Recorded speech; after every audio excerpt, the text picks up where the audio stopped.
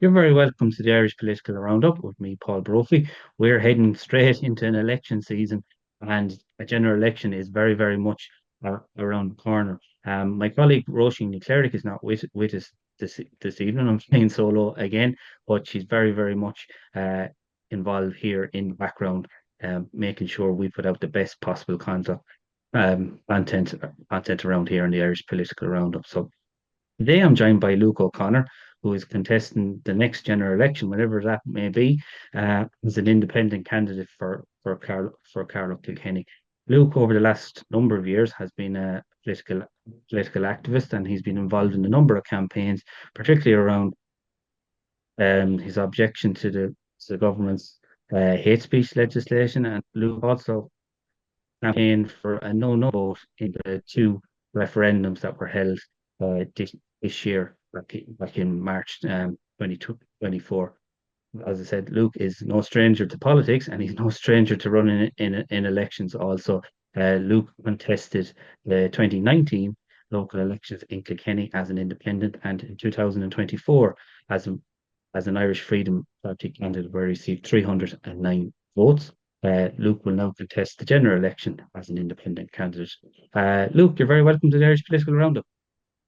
Thanks for having me, Paul. Yeah, yeah.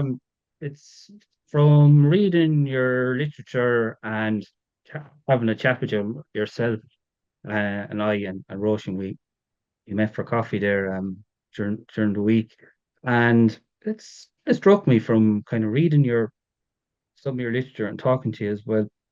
If you look at Ireland in 2024, we had the budget there recently, one of the biggest in the history of the state. We're spending a lot of money, but people are not feeling it in their quality of life.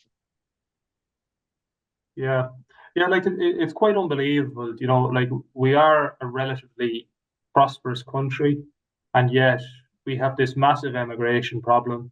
We can't fill crucial roles in our health sector, crucial roles in government as well. I think that's part of the reason why the government is so inefficient.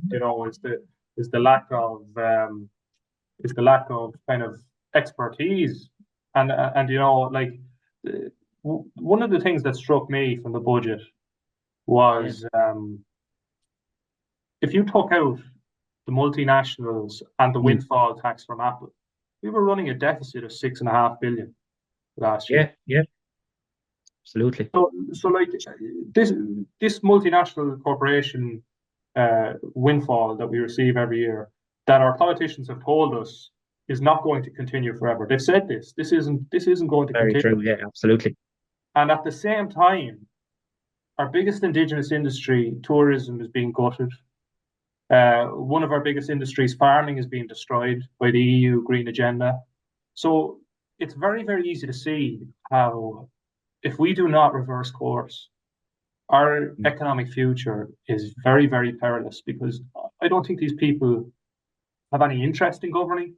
And I actually don't think they know what they're doing. I don't think they realize they're actually gutting the industrial heartlands in this country. And what I mean by industrial heartlands in Ireland is, shop fronts, local tourism, like all that stuff. They're destroying it, and at the same time, they're making us more and more reliant on this kind of corporate greed from foreign multinationals. So it's a recipe for disaster.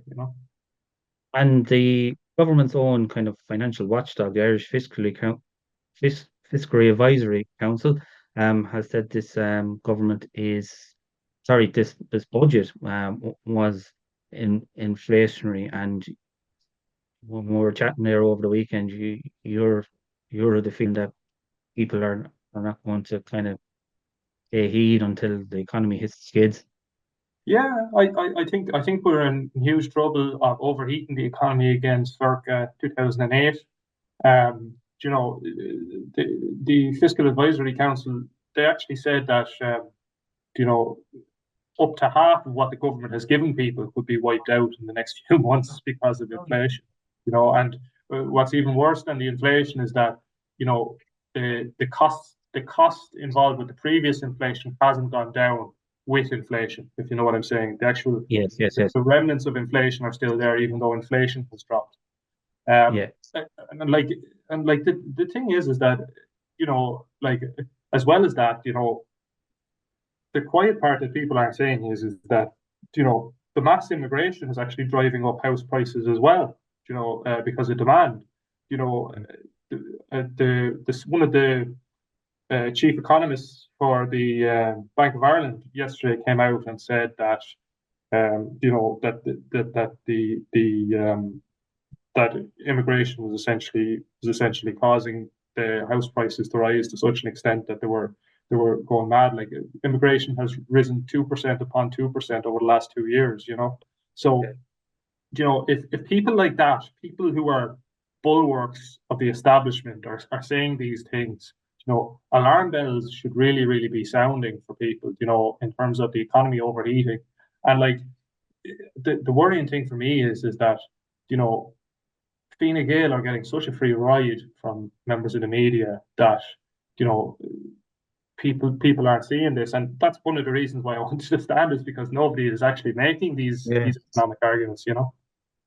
yeah. And reading your literature as well, you spoke about reinstating on board SNP, which, as people remember, came in the around 2008, 2009, just to find look at government expenditure and help the government make cuts at particular time. But you think something like that would be useful as regards tackling wasteful or inefficient spending?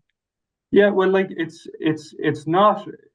It wouldn't be. A lot of people who would be considered right wing would actually rail against putting more bureaucracy in to try and help the levels of bureaucracy in the country. But I actually think it's needed because the government has become so inefficient that nobody is actually in control of the spending. Nobody is there to take responsibility for the spending. Like, we've seen, you know, €1 million for Ukrainian pets, €9 million for phone pouches, you know, €1.3 million for a doll tuck shop that now holds cameras for Virgin Media and RTE.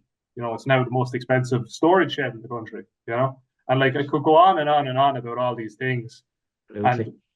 And the problem is, it's too vague for the politicians. They're able to say, oh, well, we didn't have sign off on this. But that's, in my opinion, that they've made it purposely vague, because then nobody can blame them. But like, I don't know if you watch John McGurk's podcast for Crypt. Mm, I watched some of it now. I Yeah, wouldn't have watched loads, he but I will be aware of it. Yeah.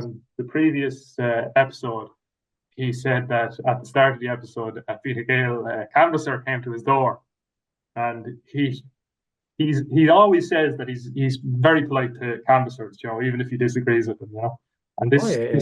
this canvasser came up to him, and he's McGurk started saying to him about the wasteful government spending, and the canvasser goes, "Oh, sure, that's not the politicians, that's to do with the OPW." And McGurk apparently lost the head at the canvasser altogether, you know, because the idea that, you know, oh, this isn't our fault, you know, but when you know, the political accountability has to be there, you know, Yeah, yeah. for like, you're spending taxpayers' money, you know, and it's Yeah. you that's entrusted by the taxpayer to safeguard that, you know. It's not the faceless bureaucrats that are entrusted with that, you know.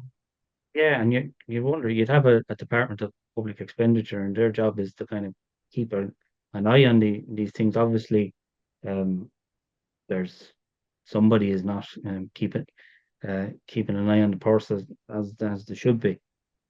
Yeah, and like, look, like, the thing is that it's one thing after another, and it's kind of building up.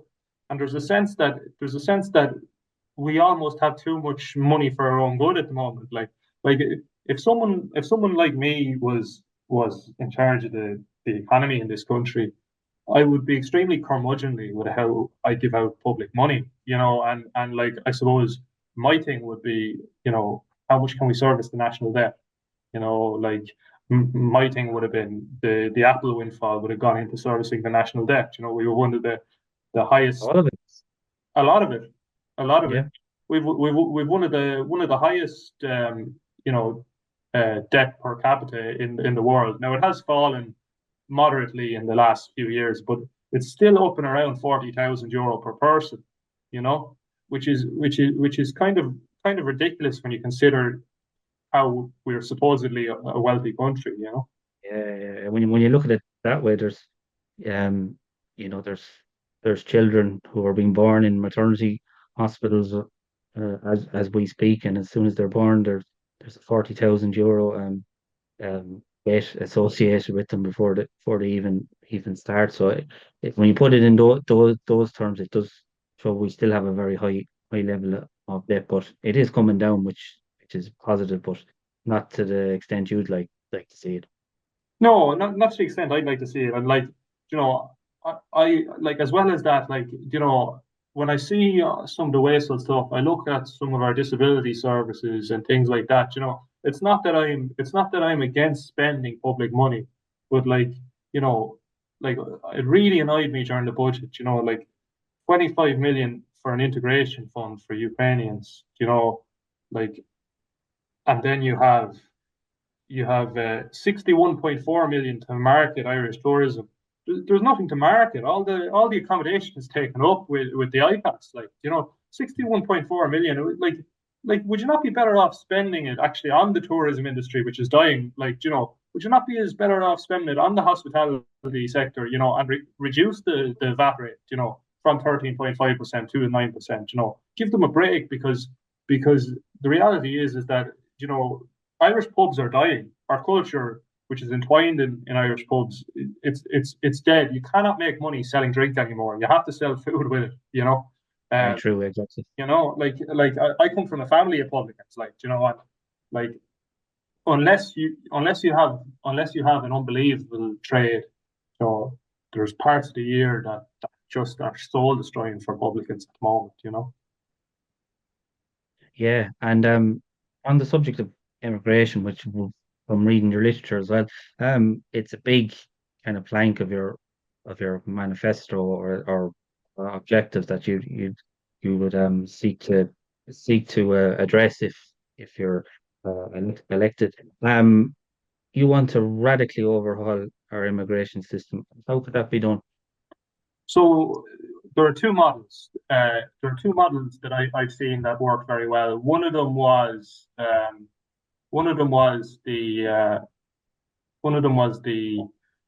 Japanese model, which was kind of a 5-year permit style system where their economy was they mixed and matched in areas that they critically needed people.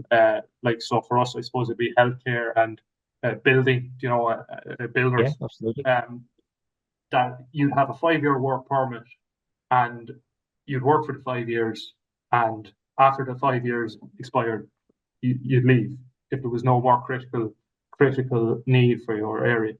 And like that sounds like a fairly harsh model, but actually it works very well in an economy like ours where we do get a lot of immigrant workers in, and a lot of them don't actually stay anyway. A lot of Yeah. them do move on. So that's one area, and then the other area would be kind of make an Australian style point system whereby again you're finding the critical need in the economy for immigration, and I think mixing and matching those two systems would be very good for the immigration in this country. I would like to see net zero immigration, and Okay. For our viewers who wouldn't be familiar with what net zero immigration is, could you yeah. So elaborate on so that? so what I mean by that is that we don't take in more people than are leaving the country. So in and around, there is give and take, but in and around, I would like to see no population explosion the way we've seen over the last 30 years. Our population over the last 30 years has increased by 42%. It's completely unsustainable. Like I couldn't believe that. I had to double check it when I looked at it.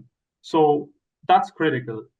We can't sustain the amount of immigration, both legal and illegal immigration. We can't sustain it.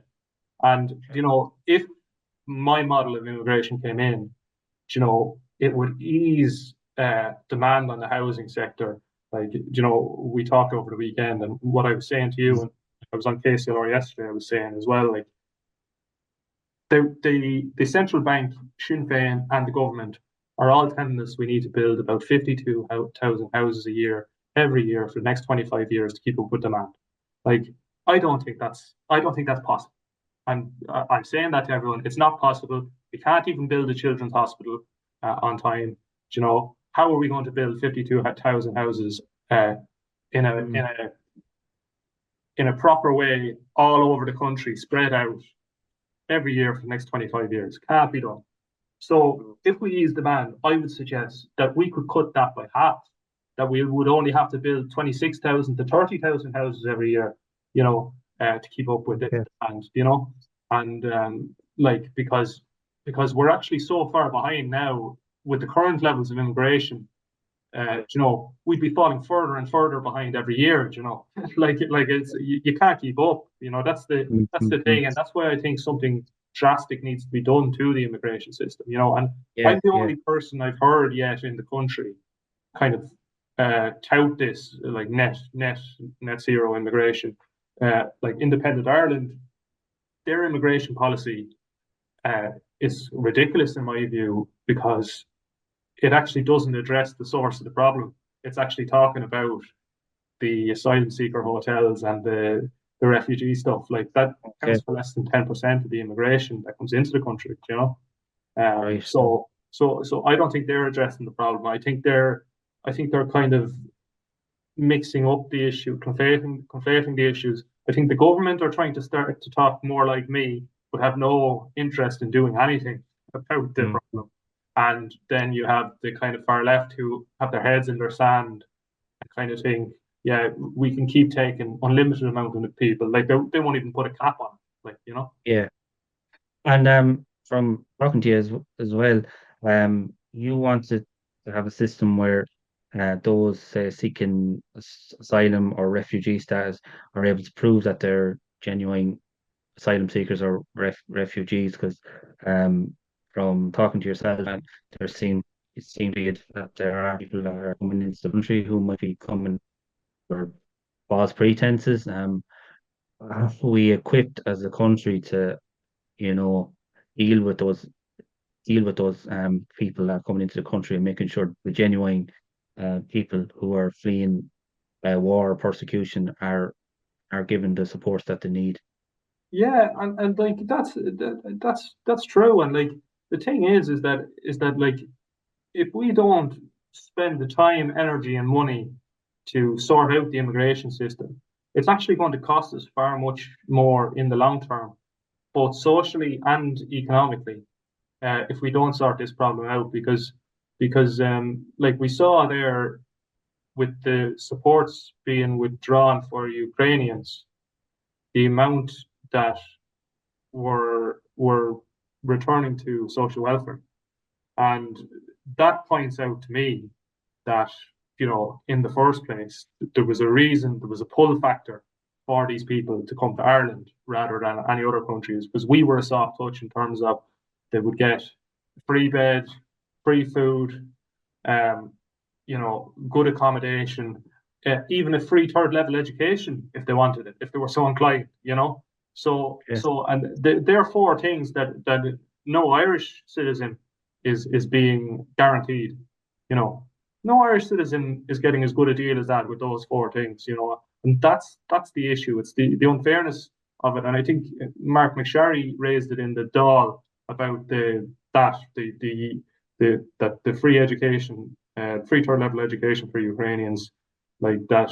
Some families go bust nearly trying to send their kids to college. Irish families, it's not easy. My mother and father had to do it for Mm. three of us, and like, I can tell you from experience, it's not easy. So And with Ireland signing up to the EU Migration Pact, with a lot of things you're saying, is it possible to implement any of this? Because some might say our hands are tied once we signed up to act like that.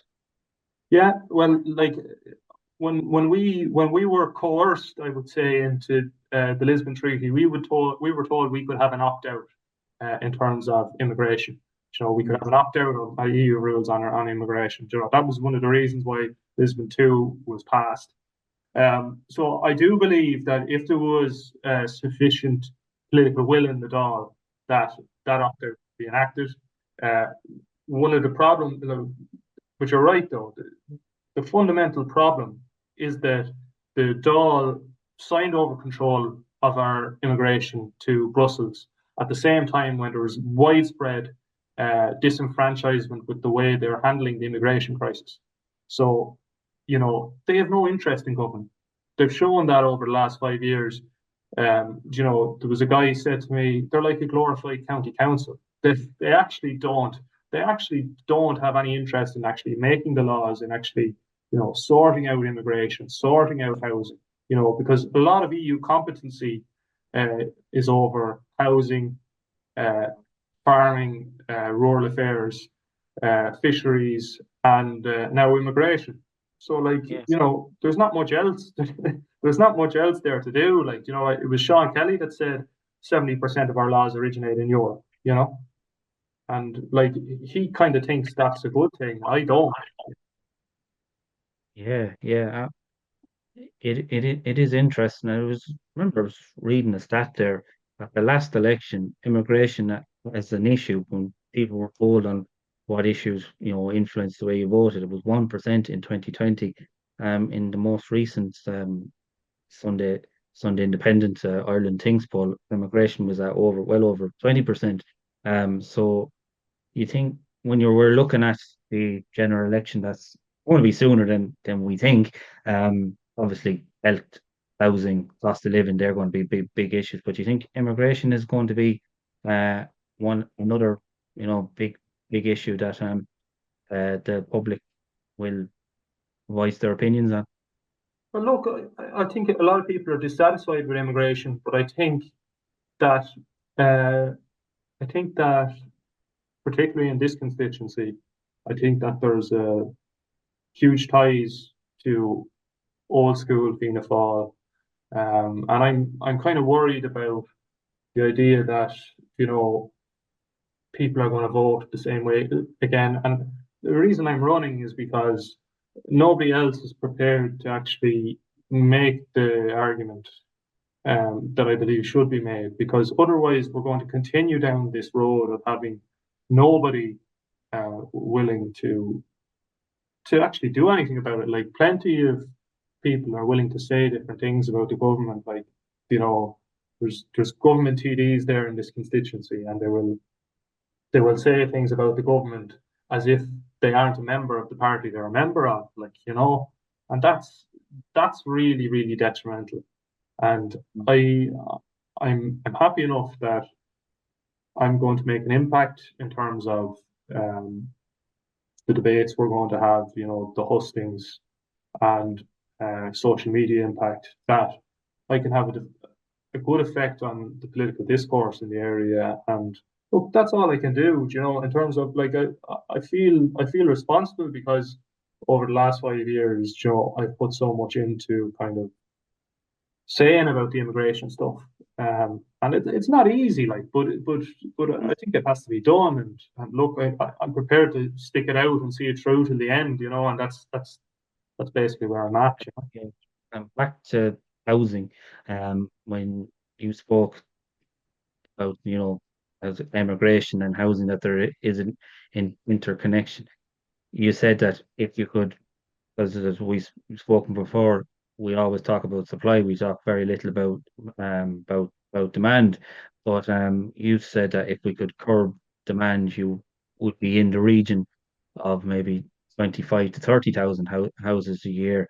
Um, Houses don't build themselves, unfortunately. And I was reading some commentary you had online. That we have a huge shortage of tradespeople to build these houses. Yeah, and wasn't it amazing the response that post got? Because that's the thing, is that I know myself. My father was a principal, and every year the things would come out. The schools that they do a table every year of the percentage that they get to third level education, My father'd Yeah. be reading through this every year, you know. And I kind of say to him, like, but like he was in charge of a rural school in Castlecomer. Like, obviously, there was lads there that wanted to go and do things with their hands, you know, and that's what they were Yeah, good yeah, at, you absolutely. know.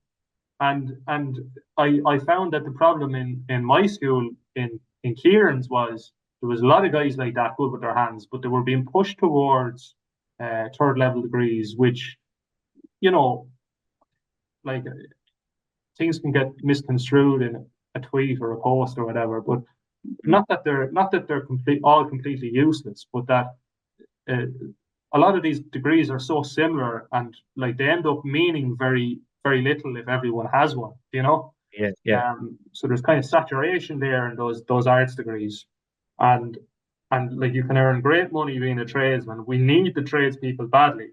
So oh yeah, like that's what we have to do. Like in the short term, there's a need for builders and stuff, and like we can take people in limited numbers. You know, if we employ some of the things I've been talking about earlier, but we can't we can't continue to allow mass saturation of our jobs because like what it does when you import people in to do jobs en masse, what it does is that actually lowers the wages for the working man. Uh, that used to be a big thing with the unions. You know, they used to be yeah. against mass immigration because they knew that it lowered the worker's wage. You know, so that's why I'm against mass immigration. I don't want mass immigration. That I want net zero immigration, and that's where I am on it. You know. Okay, okay. Um, yeah, yeah, and also from reading your literature as well, you think more should be done to tackle dereliction from talking to people. Is it still, it's still a very, very big issue. I know the government have brought out numerous different grants, but are they are the grants sufficient enough to tackle the problem of dereliction? Jesus, I did a lot of traveling during the local and European elections, and there's some towns, like particularly in Tipperary, that Jesus, they're gone, just very run down. You know, actually depressing to go into them. You know, and these are kind of towns that have been left behind with new roads being built and stuff like that. You know, and it's clear to me that there are going to be economic black spots in this country going forward, you know, with the continued reliance on big business that the government have disregarded rural Ireland for a long Mm. time in terms of kind of trying to grow industries in these small towns. And like I'm even seeing it. Have you been in Carlow recently? I have actually, yeah, Carlow in the Town. last, I have, Uh, yeah. like the old shopping centre in Carlow Town. Have you been inside it? Yeah, it was a former prison. It's Am I like correct? it's like a ghost town in there. Yeah, Every yeah. shop front is empty. You know, it's really really really depressing. And like the only like in Carlow like loads of auctioneers, but like actually very few businesses like doing well. You know, and Yeah. like I honestly believe that you're going to see a situation with economic black spots with you know asylum centres. Uh, lack of accommodation in the town that brings uh, difficulties for small businesses because nobody's coming into the town. Mm. Businesses closing and economic black spots are rising. And like you know, like I was on KCLR yesterday, and like I was saying this, and he was saying back to me, but it's only you saying that. And I said no.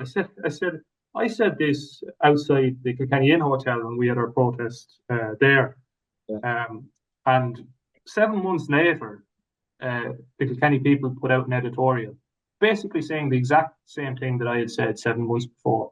Now it took them 7 months to get there, but they said the exact same thing that you know the accommodation. Oh, we're very welcome and everything, but the accommodation going away, the business is closing, and like there was a spate of business closures earlier this year in Kilkenny, if you remember. I Yes. actually ran an article on it. Like, Yeah. so it's clear to me that like I'm comfortable in my own mind that I was correct in terms of surmising the problems of this thing.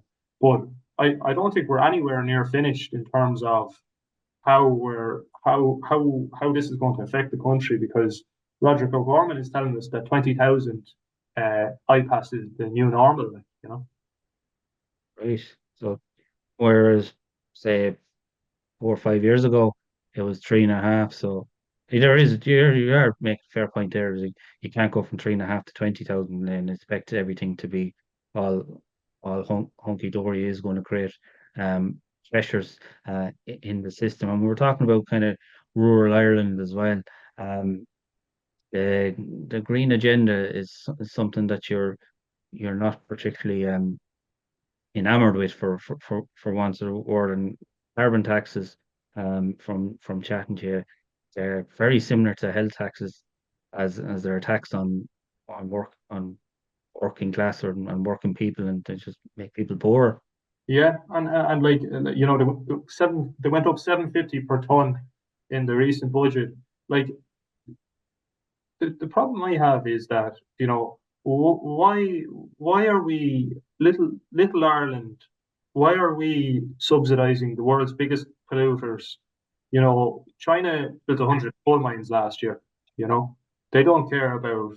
We're actually putting China at a comparative advantage. You know, by enacting these taxes on our citizens.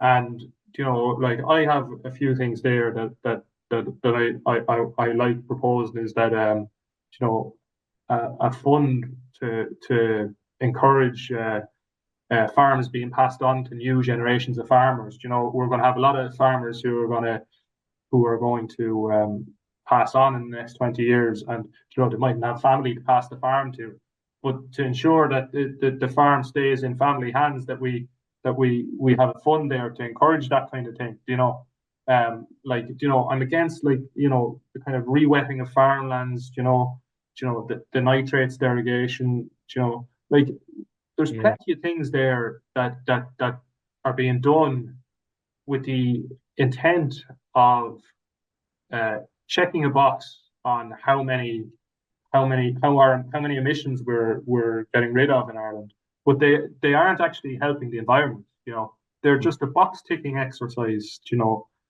for the Greens in order so they can reach climate targets. You know. and you spoke about the nitrates and the derogation. That's getting smaller and smaller. Well, that's putting a lot of pressure on farmers, particularly those in the dairy sector. We've had Pat O'Neill on, former Fine Gael councillor, and he's a beef farmer himself. It is very difficult times for farmers at the moment. Yeah, and I don't think the IFA have helped anyone, you know, in terms of like there was farming protests there over the last 5 years that weren't organized by the IFA. You know, the IFA are very much happy with Fianna Fáil and Fine Gael because they feel they have connections there. But like, you know, like the IFA leadership really want to have a long look at themselves because the week that the Nature Restoration Act was passed in Brussels, they were swanning around in Washington, you know, and like you know, there's if you read the farming page every week on the Irish Independent, there's something every week, you know, that you know everyone can see that farming is under attack, but Yeah. some of the farming leadership, uh, they have their heads in the sand because they're happy to keep going along with these guys, even though they've been sold down the river over the last 5 years. You know. Yeah, and it was amazed me. I was looking at something there. If we take spring onions or scallions, as other people would call them.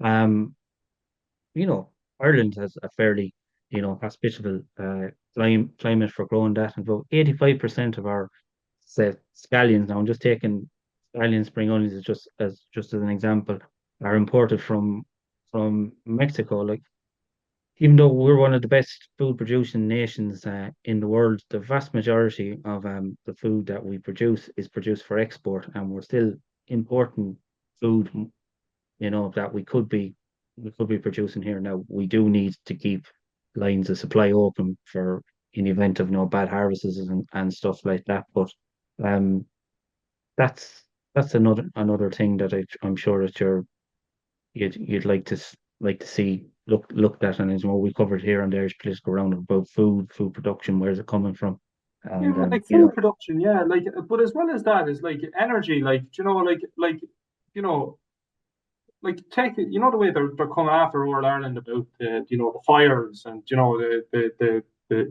like, why on earth are we importing peat from Latvia? Why are we importing turf from Poland? Why are we importing wood chips from Brazil? mm, Under the guise of being green and friendly.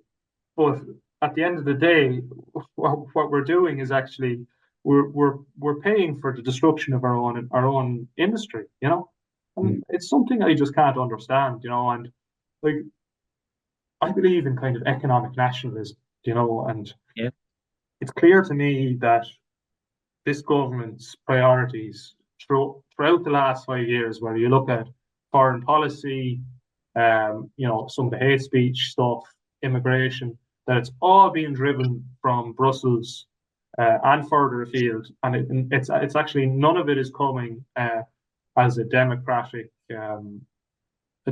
will of people on their issues.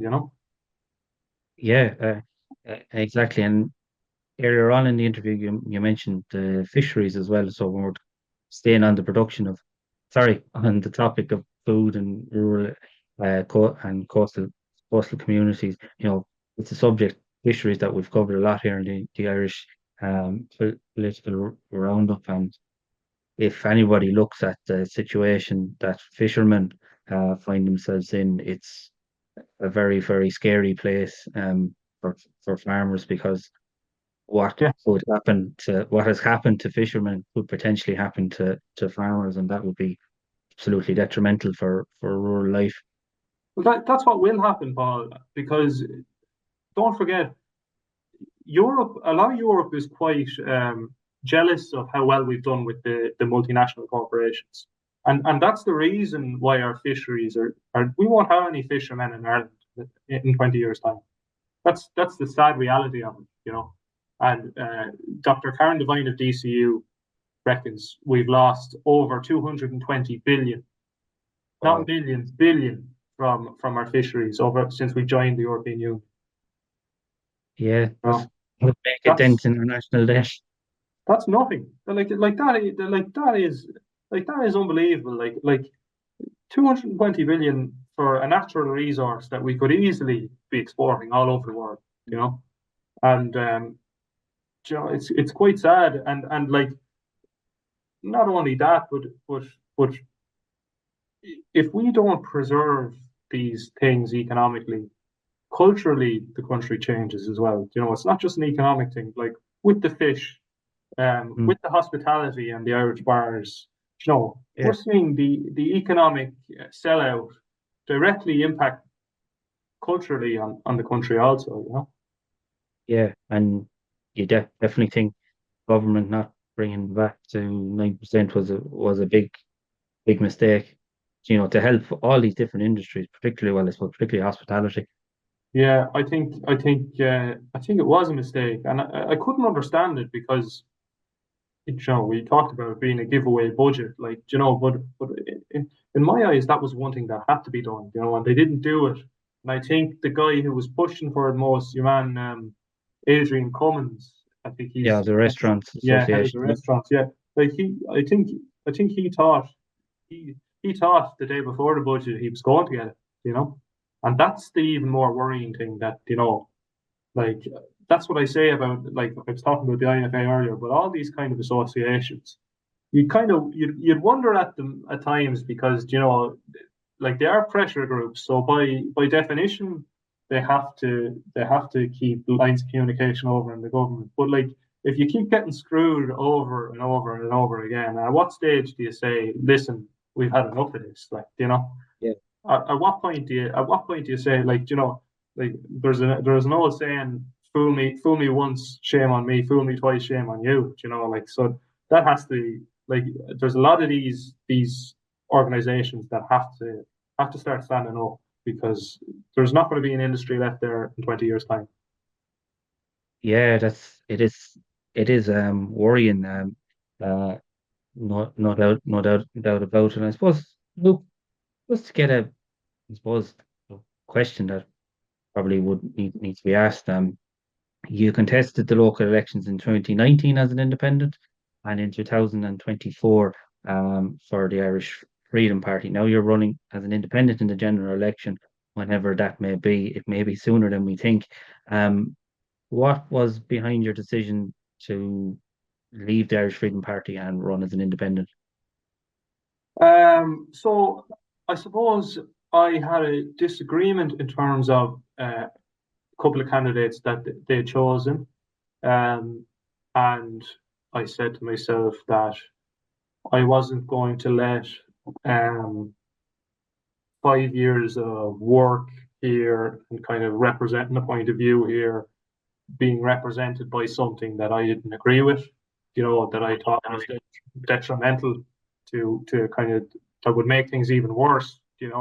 So I said, look, a lot of people got in contact with me, and a lot of people said to me, look, you're going to have to contest this uh, election because nobody else is going to nobody else is going to put across our points of view. And I got cards, I got messages of support, I got texts, and everyone was saying, look, you're going to have to contest it anyway. And look, I am, and like, it's very difficult. I don't have the financial resources to compete with Fianna Fáil, Fine Gael in that sense. But what I do have is I have a small but loyal band of people there who, are prepared to actually stand up and fight for things that they believe in terms of immigration, in terms of housing, in terms of the green agenda, and the wasteful government spending. And you know, we're happy to make the argument. And like, I wouldn't be doing this if I didn't think it was very, very important. I know across the water, like even when you see like things like Brexit and UKIP over the years, Mm. even I think Farage stood 7 times before he won a seat to the House of Commons. Yeah, yeah.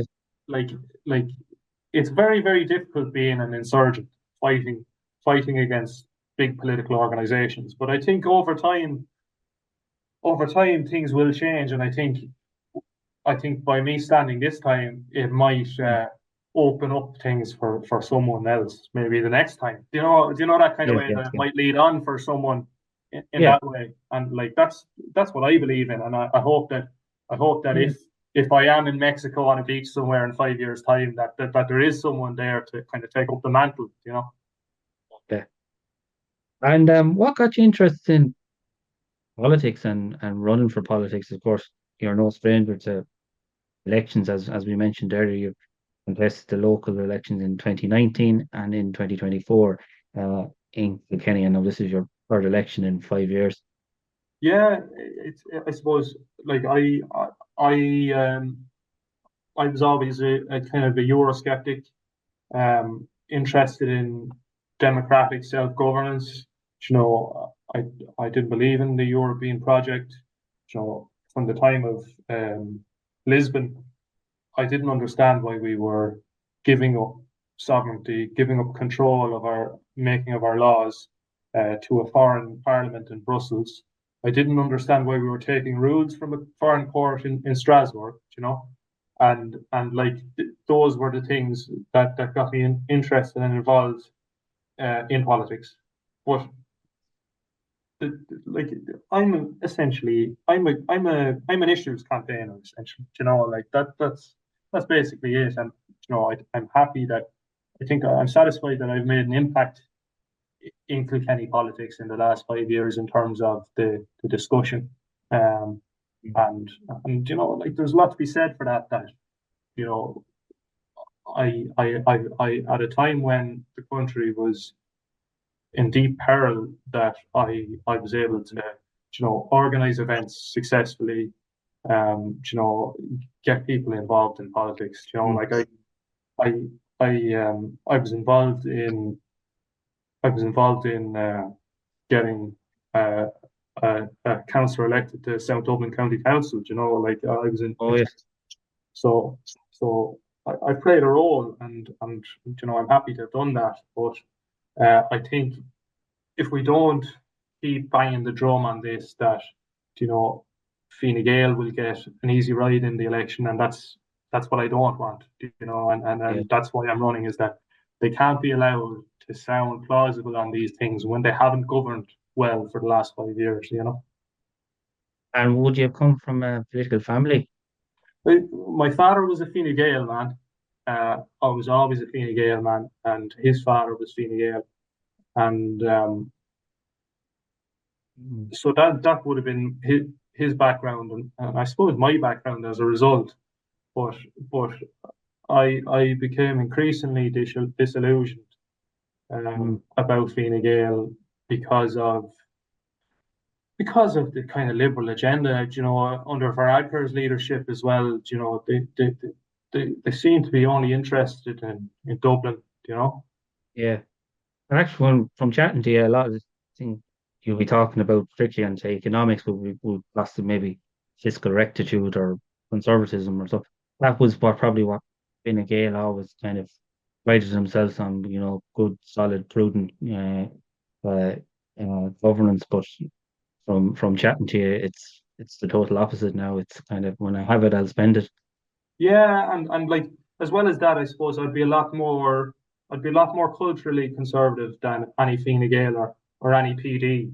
I suppose I like the PDs would have been close economically, but uh, they were very, very liberal culturally, I suppose, as well. Now Senator McDougall has done good work over the last 5 years, with the hate speech stuff. But I still I'd see myself more as um, I'd see myself more as kind of, I suppose, economically populist than a lot of the Fine Gael stuff. Right. In in terms of in terms of like, how can how can we turn this into a self-sufficient country, for the worker, the Irish worker doing well, in terms of, housing Irish families first, making sure that the government is spending money correctly. Like I have no problem with the government spending money if uh, if they're doing it on worthy causes. I don't want to see any more money on bike sheds, security huts, Ukrainian pets. I want to see it being used correctly. Yeah, and you're probably at the moment from looking at the candidates in the field that have declared, it looks like you're going to be the youngest one in the field. Do you feel what you're saying is resonating with young people? Yeah, I do. Particularly young men. There's a phenomenon all over the world that young men are getting more conservative and young women are getting more liberal. And there's some studies over in America which suggest that's part of the reason for the falling birth rate, which I don't know. Yeah, I don't know if that's correct now, but that's yeah, what they're coming to. But uh, I think there's a lot of young people that feel disillusioned. Um, and if you look over to France, if you look over to America, if you look over to Germany, a lot of the Gen Z crowd are turning to populist right-wing candidates. Le Pen is far more popular among the youth in France than the left-wing candidates. yeah, Now, I know Le Pen is quite left-wing on economics, but yeah, still, the AFD in Germany, um, a lot of young people support the AFD. Trump in America, his numbers with young people are a lot higher than any other Republicans. yeah. And do you think these notions of left and right are starting to fade? Like, it's not possible to say someone said to be left wing on every issue or right wing on every issue. Do you think our whole concept of what that left, right, center is, it has started to shift? Yeah, it's out of date. I would consider it, you're either a nationalist or a globalist. That's what I would consider it. Call it what you want, populism, nationalism, or globalism. Like that's what increasingly the way things I'm looking at things, and like I can see like Ireland never had a kind of a right left divide. The two main Oh, parties. really? No, Yeah, no, no. two main parties were kind of center right, and what I'm seeing now is you're getting the emergence of the kind of globalist consensus, but now you're having pop up parties like Ain2 Independent Ireland that are getting more towards where I want to drag them, which is nationalism, economic nationalism. I'm not saying that they're brilliant, and I think particularly Independent Ireland now, I I would have been very, very annoyed with what happened with them during the European Yeah, elections, with Kieran yeah. Madooley, you know. That's it. You make an interesting point there with in independent Ireland. You're running as an independent. You could have joined that party. But is it possible to be in a party and be independent at the same time? It's just something I'm struggling to grasp with. Well, do you know what? Independent Ireland, I think, lost the run of itself.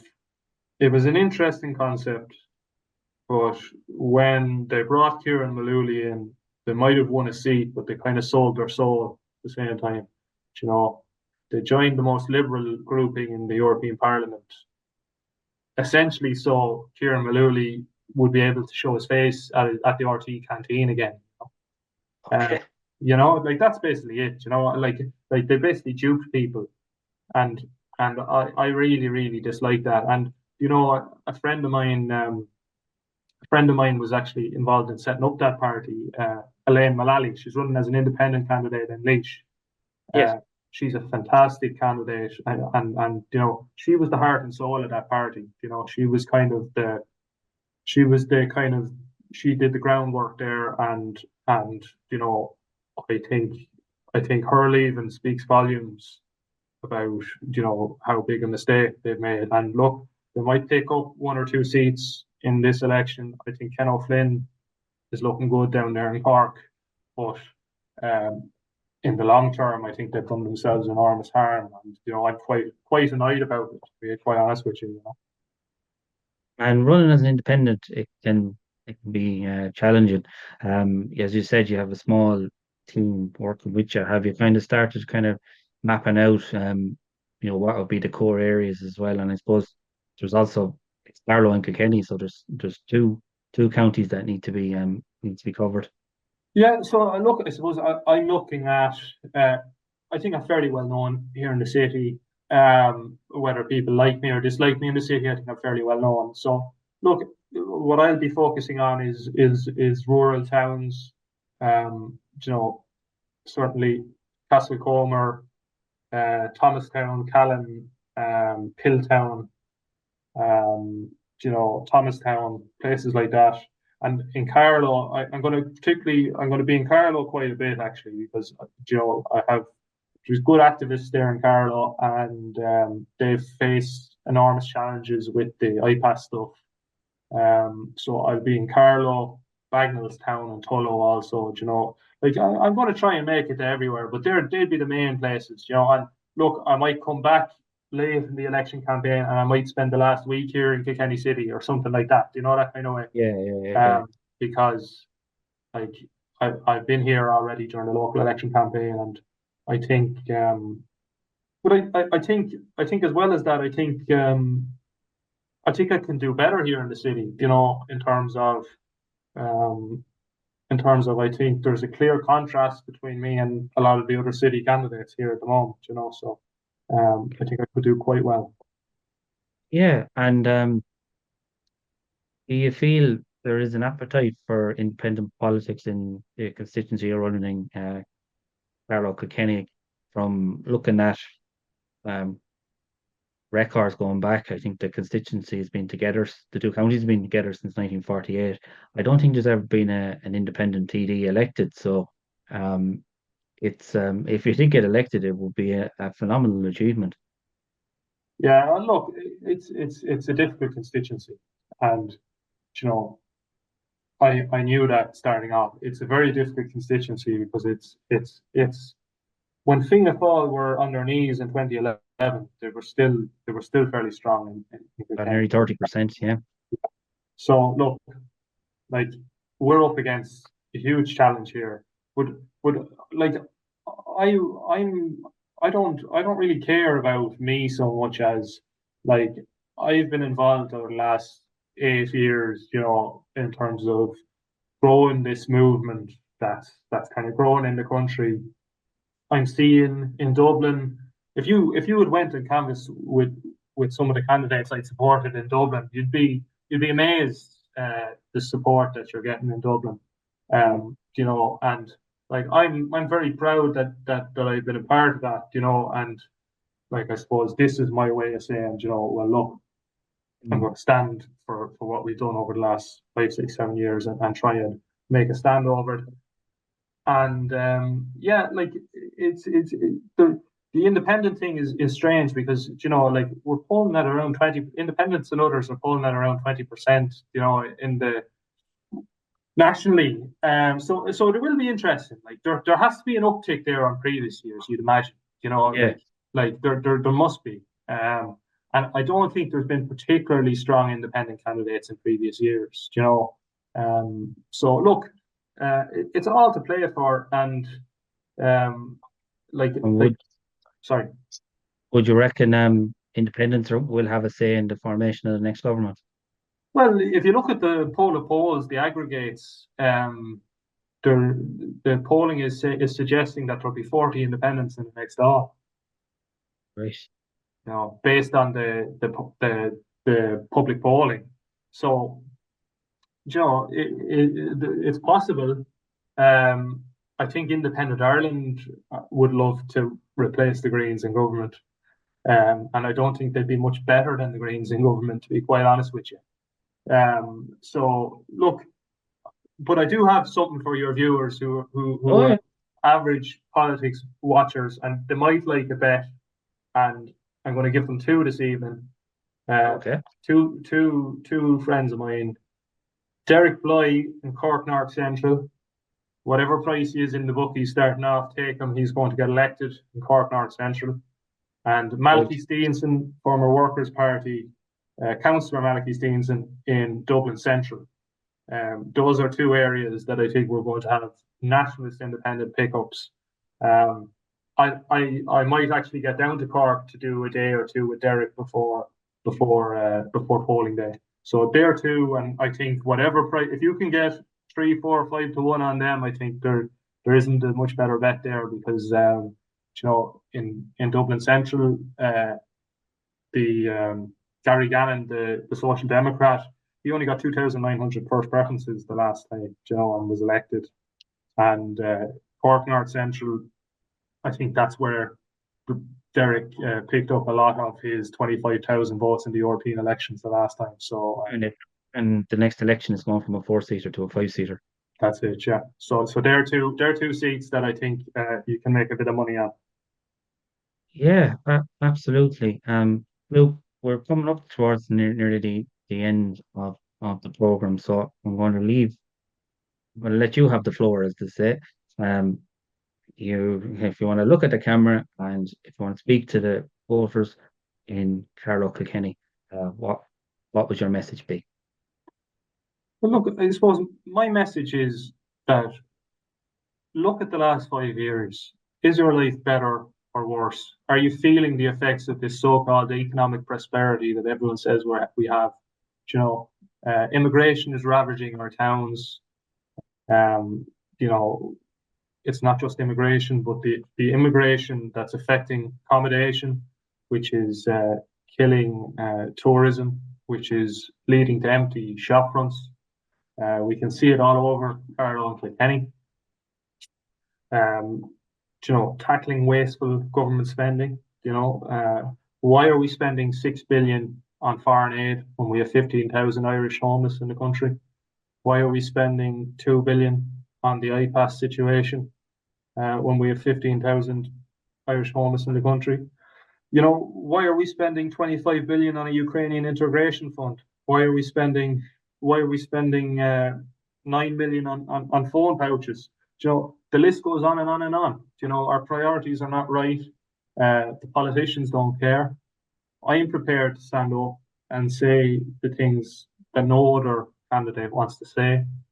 Um, the rural agenda we touched on, which is the green agenda, which is destroying Ireland.